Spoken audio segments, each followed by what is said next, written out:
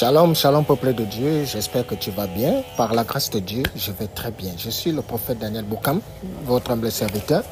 Je suis heureux chaque fois qu'il m'est donné de te parler de Christ parce que c'est lui le pilier, c'est lui le sang, c'est lui l'essence, c'est lui l'essor de toute vie et de toutes choses. Pour qu'une vie ait un sens, il faudrait que le Christ soit établi dans cette vie parce que loin de Christ est la frustration et la désolation. Loin de Christ, nous vivons inutilement. Alors, il faudrait toujours marquer son passage sur terre. C'est quoi marquer son passage sur terre? C'est être en Jésus-Christ, parce que Jésus-Christ est éternel et tous ceux qui sont en Christ sont éternels. La mémoire du juste ne périt jamais. La mémoire du méchant périt et elle est effacée et retirée parce qu'il y a un livre de la vie dans lequel est inscrit le nom de tous ceux qui sont au service de Dieu. Apparemment et a priori, nous avons toujours l'impression que ce sont des fables, comme le disent les profanes, les incrédules, et tout ça qui trouvent que c'est de l'extrapolation, nous sommes des mythomanes, la mythologie, parce que nous venons raconter des choses que nous ne pouvons prouver. Mais rassurez-vous, nous prouvons, parce que nous ne pouvons pas démontrer que Dieu est réel. Ce n'est pas de notre ressort. C'est à Dieu de prouver qu'il est réel. Mais nous pouvons vous dire, parce que oui, nous, notre devoir, c'est de vous dire qu'il y a Dieu qui est là pour le jugement de toutes choses. Mais il y a tellement de preuves. D'abord, rassurez-vous, le Christ a fait des miracles incomparables, incommensurables au milieu des hommes pour démontrer la souveraineté et la suprématie de Dieu. Est-ce que les gens y ont cru? Donc, ce n'est pas une question de que Dieu soit réel ou pas. Les gens, ce n'est pas le problème à savoir si Dieu est réel. Les gens choisissent de croire ce qu'ils veulent. Les gens choisissent de faire ce qu'ils veulent. Alors, ils se trouvent des prétextes et ils trouvent des raisons. Ceci étant, aujourd'hui, je viens t'entretenir. Dans le livre de 2 Pierre, chapitre 3, 16e verset, 2 Pierre, chapitre 3, c'est quoi tordre le sens des Écritures? Tel est le message que je viens partager avec vous aujourd'hui. Alors, nous allons entrer dans cette lecture. Certes, c'est ce qu'il fait dans toutes les lettres où il parle de ces choses, dans lesquelles il y a des points difficiles à comprendre, dont les personnes ignorantes et mal affermies tordent le sens comme celui des autres Écritures pour leur propre ruine. Alors, c'est l'apôtre Paul, c'est Pierre, autant pour moi, l'apôtre Pierre qui parle de l'apôtre Paul et aussi du reste des Saintes Écritures.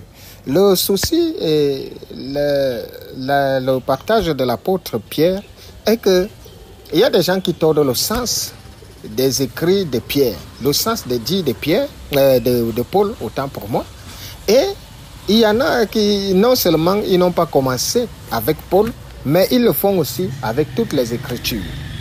Alors, qu'en est-il concrètement?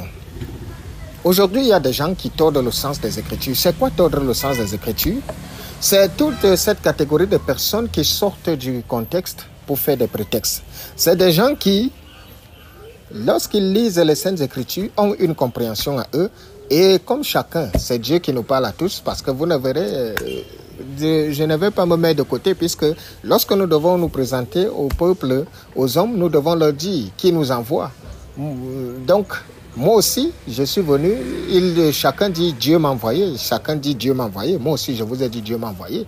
Maintenant, dans ce mouvement, c'est Dieu donc qui définit ou qui montre qu'il a envoyé un homme par l'accomplissement de tout ce qui se passe. Il accompagne cet homme et la manifestation puissante de Dieu au travers de sa parole. Alors aujourd'hui, il y a tellement d'enseignements. La première chose que nous devons constater, c'est pourquoi y a-t-il beaucoup d'assemblées dans le monde entier.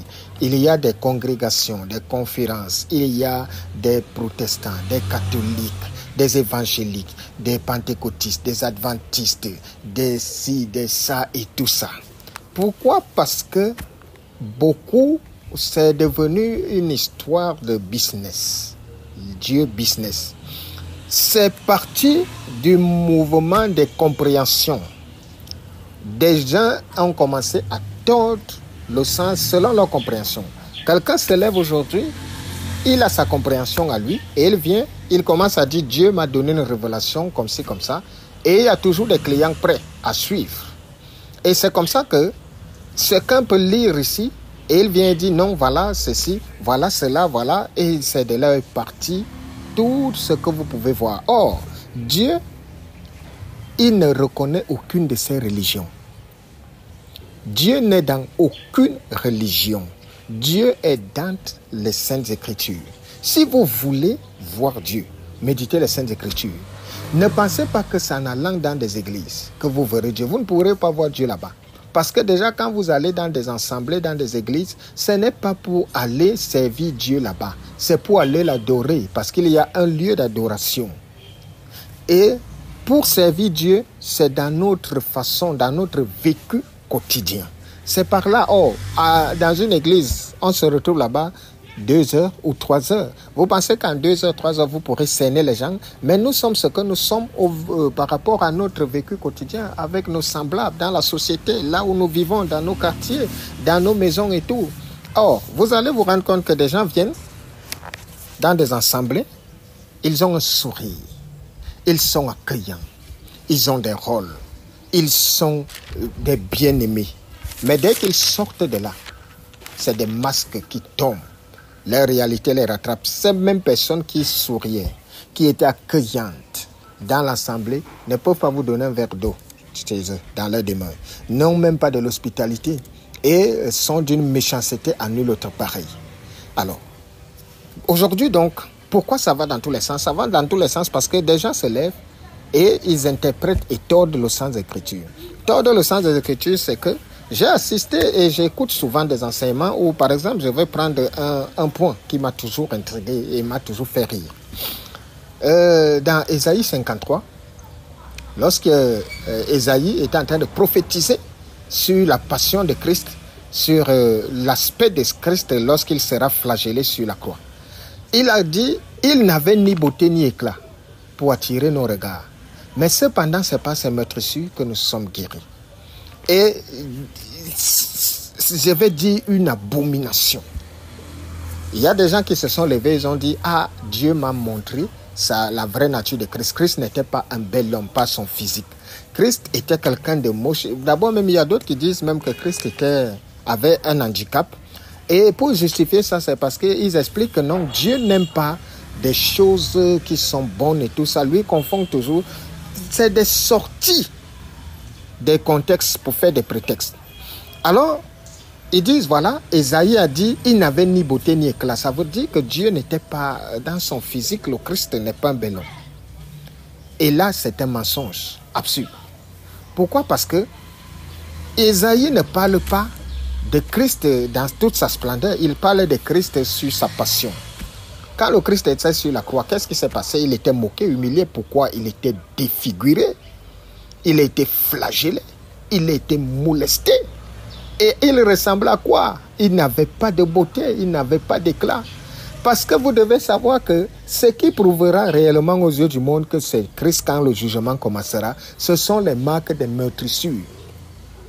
Les crucifixes qu'il a eu. C'est ça qui prouvera que c'est lui, parce que ce sera ça le témoin. Et l'apparence, l'aspect qu'il est venu avec, c'est son aspect physique éternel. Il ne changera plus. Or, Lucifer, l'ange de lumière qui est le plus beau de toute la création des anges, et Christ, fils de Dieu, gloire de gloire, qui vous a dit que Dieu n'aime pas les bonnes choses? Quand Dieu a créé le paradis pour que l'homme y demeure, c'est quoi? Tout ce qu'il y a de bon, Dieu l'a créé pour l'homme. Par conséquent, le premier à aimer les bonnes choses, c'est Dieu. Parce que lui-même, il est bon. Pourquoi quand vous entendez le royaume de Dieu, la demeure de Dieu, attendez là, vous arrivez là-bas, c'est un endroit très beau. Ça n'a rien à voir avec ce qui est ici. Et alors le roi dans sa splendeur, Christ, fils de Dieu, Dieu, il viendra parce qu'il veut. Non, ce qui a été la manifestation humble de Dieu, c'est qu'il est venu passer par une vierge, naître dans une étape, et il s'est fondu dans la foule. Mais dans son aspect, dans son physique, il est. Parce qu'on ne parle pas de Dieu parce qu'il est très beau. Mais voilà des gens qui sont sortis du contexte pour faire des prétextes. Ils ont tordu le sens des Écritures. Alors, ça va dans tous les sens parce que les gens comprennent comme ils veulent comprendre. Il y a des gens qui décident des messages qui les arrangent. Voilà pourquoi vous verrez des gens qui se réconfortent dans un message. Tant que un message va à l'encontre de ce qu'ils veulent, alors ils sont là. Mais à partir du moment où le message de l'homme de Dieu ne va pas selon leurs principes ou selon leurs attentes, ils vont quitter cet endroit. Je vais donc vous dire. Et aujourd'hui, la plupart des hommes de Dieu prêchent pour faire plaisir aux clients. Prêchent pour maintenir les gens et les racontent les hérésies et ce qu'ils veulent entendre. Or, l'œuvre de Dieu n'est pas une histoire où on doit faire plaisir aux hommes. L'œuvre de Dieu, on doit dire la vérité aux gens, quitte à ce qu'ils acceptent ou pas, quitte à ce que ça leur fasse plaisir ou pas. Ce n'est pas une histoire de faire plaisir aux hommes, c'est de sauver les hommes. Et si vous voulez sauver des hommes, dites-leur la vérité. Dites-leur la vérité. Quitte à ce qu'ils se lèvent pas. Rassurez-vous, est-ce que quand Christ parlait, les gens restaient? Les gens se levaient, partaient, non? Pourquoi est-ce que les gens partaient? Lui qui est Dieu. Quand il parlait, les gens le taxaient de tout, les noms d'oiseaux. Pourquoi? Parce que les hommes n'aiment pas la vérité. Mais s'ils venaient, ils leur racontaient le mensonge tel qu'ils voulaient l'entendre, alors là, oui, ils allaient l'aduler. Et aujourd'hui, on se rend compte que beaucoup donc tordent le sens des Écritures à leur avantage. Les Saintes Écritures deviennent taillées sur mesure selon la volonté des hommes qui voudraient que lorsque vous allez dire ceci aujourd'hui, quand ils réconfortent, ils se sentent à l'aise dans ça, ils disent Amen. Mais lorsque ça les incrimine ou bien que ça les condamne, alors ils vont rester silencieux ou bien ils vont commencer à critiquer. Sachez que les gens se sont levés et ont trouvé que Jésus-Christ ne racontait rien d'intéressant. Et ils partaient. Alors, lorsque nous devons donc retransmettre le sens des Écritures, lorsque nous devons raconter au peuple de Dieu ce qu'il en est, nous devons dire la vérité. Et la vérité, peu de gens sont prêts à s'asseoir sur ces fauteuils. Et c'est pour ça, et d'ailleurs, regardez comment le monde se comporte aujourd'hui. Il y a des gens qui refusent d'admettre cette vérité, qui voudraient que, quand vous méditez les Saintes Écritures, tout ce que Dieu a appelé, ce ne sont pas des gens qui ont étudié, qui sont allés dans des écoles pour étudier, parce que Dieu, c'est pas l'œuvre de Dieu, c'est pas un métier. Quand Dieu vous appelle, ce n'est pas un métier. Vous pouvez avoir un métier que vous faites et Dieu vous dit, laisse ce que tu es en train de faire et viens me servir. Et maintenant, quand Dieu vous appelle, ce ne sont pas mes dires. Ceux qui méditent les Saintes Écritures savent que quand Dieu appelle un homme, il doit enseigner toutes choses. Mais les hommes sont venus tordre le sens des Écritures et vous ont amené une histoire de paix spirituelle. J'ai dit toujours, je suis d'accord avec les pères spirituels. Oui, mais qu'on ait l'honnêteté de l'accepter que c'est dans la chair. Parce que quand c'est l'esprit, c'est impossible, ça n'existe pas. Le Saint-Esprit est le garant de tous les serviteurs. C'est-à-dire, quand Dieu t'appelle, le Saint-Esprit t'accompagne. Quand tu as l'appel en toi, le Saint-Esprit te reconnaît et il vit en toi. Quand tu es dans l'œuvre de Dieu et que Dieu t'a appelé, d'un autre œil, c'est le Saint-Esprit qui doit t'accompagner. C'est le Saint-Esprit. Christ avait dit quoi? L'Esprit de vérité qui vous enseignera toutes choses. Qui vous enseignera toutes choses. Alors aujourd'hui, les hommes tordent le sens des Écritures. Les hommes, quand ils écoutent un message, ils entendent ce qui leur fait plaisir. Lorsqu'ils écoutent quelque chose qui puisse les mettre face à leurs responsabilités, ils vont détourner, ils n'acceptent pas. Mais pour ma part, je voudrais vous dire, je ne viens pas ici pour que les gens y croient. Je ne viens pas ici pour que les gens acceptent. Moi, je viens faire ma part, je parle. D'après ce que mon employeur m'a dit, d'après ce que le Christ m'a demandé de faire, il m'a dit, ne va pas t'attendre à ce qu'ils acceptent, à ce qu'ils y croient. Va, tu fais ta part. Le reste est là. Je m'en occuperai. Et c'est pour cela que quand je viens ici, ne vous attendez jamais à me voir, me lever un matin, chercher à justifier, chercher à vous prouver que non, c'est vrai, je suis réellement prophète de l'Éternel. Je n'ai pas de temps à ça. Je ne pourrai jamais, je ne peux rien vous prouver. Mais moi, je viens parler. Si c'est l'œuvre de Dieu, il va démontrer qui est vrai ou pas. D'ailleurs, souvenez-vous, Gamaël, lorsqu'on a voulu étouffer les apôtres, avait dit à qui? C'était aux hommes d'église. Que, attention, si cette œuvre vient de la chair, elle vient des hommes, pourquoi vous vous embrouillez? Laissez-les, un jour ça va finir, parce que tout ce que la chair donne est éphémère, ça a une fin. Mais si c'est que c'est Dieu qui est avec ces hommes, alors faites attention de ne pas combattre Dieu. Et je vais vous dire, si c'est que c'est Dieu qui m'a envoyé, je ne dis pas si, Dieu m'a envoyé.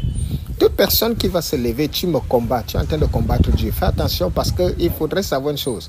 On ne combat pas tout le monde. On n'insulte pas tout le monde. Lorsque tu arrives, par exemple, tu écoutes un message, c'est un conseil que je vais vous donner. Parce que vous voyez, des gens sont remplis de malédictions et de problèmes qui les arrivent, ils ne connaissent pas. Lorsque vous écoutez dans les réseaux sociaux, partout, un message d'un homme de Dieu, que ce soit un homme un vrai ou pas, si ça ne vous dit pas, passez simplement. Ne vous levez pas pour sombrer dans des insultes, dans des critiques comme font les gens. Si ça ne vous dit pas, passez.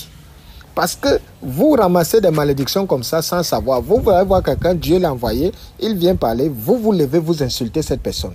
Sachez déjà que celui qui a l'esprit de Dieu pratique la sagesse. Quand il écoute un message qu'il ne lui dit pas, il reste tranquille. Il ne critique pas, il ne juge pas. Dès qu'il écoute, il va passer sa route. Mais ceux qui veulent souvent jouer les juges ou qui estiment que Dieu les a mis là pour pouvoir recadrer ou dire quoi que ce soit, faites attention. Des malheurs vous atteignent là et après on ne sait pas pourquoi. Quand quelque chose, vous ne savez pas qui est qui. Dieu parle aux hommes. Peut-être vous croyez que ce n'est pas réel. Il y a des gens à qui Dieu parle dans ce monde qui sont des amis de Dieu. Et moi, j'en fais partie. Des personnes qui ont une proximité avec Dieu. Par conséquent, moi je fais ma part. Je voudrais donc que nous sachions une seule chose. Ne tordez plus le sens des Écritures. Vous suivez la religion, c'est parce que vous voulez écouter ce qui vous fait plaisir. Mais l'œuvre de Dieu, ce n'est pas là pour faire plaisir, c'est pour aider les hommes, c'est pour sauver. Et lorsque vous voulez gagner des âmes, dites-leur la vérité. S'ils sont dans le vrai, dites-leur qu'ils sont dans le vrai. S'ils sont dans le faux, qu'ils acceptent ou pas, dites-leur qu'ils sont dans le faux. C'est là que vous gagnerez des âmes et vous sauverez des gens. Aujourd'hui, même nous voyons comment l'hypocrisie se trouve même dans la maison de Dieu, entre les hommes de Dieu. Même vous voyez comment même les hommes de Dieu ne peuvent pas dire la vérité, même aux brebis. Tout simplement parce que c'est une question d'argent. Alors, Dieu est souverain et personne ne peut étouffer l'œuvre de Dieu. Quelle que soit la nature, Dieu triomphe toujours. Que le Seigneur vous bénisse et que sa grâce soit notre partage. Je suis le prophète Daniel Boukam. Bien le bonjour à tous ou le bonsoir. Bye bye.